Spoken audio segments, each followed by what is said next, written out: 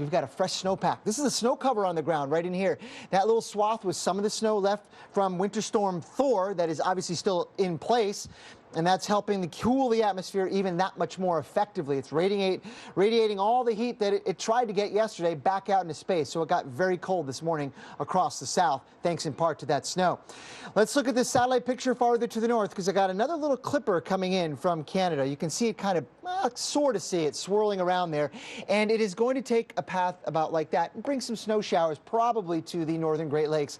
Not a lot. It's not going to get into Chicago, really. It's barely going to get in Detroit, not New York City. So really reserved for the northern Great Lakes and parts of the areas downwind of Erie and Ontario, where maybe some lake-enhanced or lake-effect snow showers will be occurring, likely late tomorrow and tomorrow night. But that's about it. No more than 1 to 3 inches. Really not a big deal to speak of.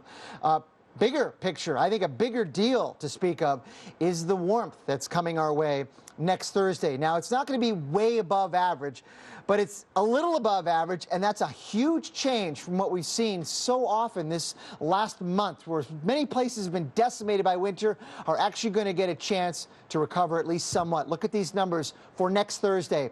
Next Friday, very similar. You'll be happy, Chicago, low 50s, a little above average, but a lot better than it's been. And it's not just going to be the warmth across the northern plains and even slowly getting into the northeast late next week. We're going to have another dip in the jet stream, in the southern stream of the jet stream, which is going to bring some stormy times to the southern tier. If you watch the models, they're going to start bringing in some precipitation into the southeast, all the way from New Orleans through Atlanta, perhaps into Raleigh by Monday and Tuesday of next week. You can see how much we expect. So we're starting to see that transition now from winter over to spring, especially in the southern half of the U.S. Steph, back to you. I think you got a collective like, oh, right. All right, Greg, thanks for that. Now, have you ever sat in the emergency exit row of a plane? They tell you what you have to do in emergency. You have to give them the verbal, yes, I want to sit here.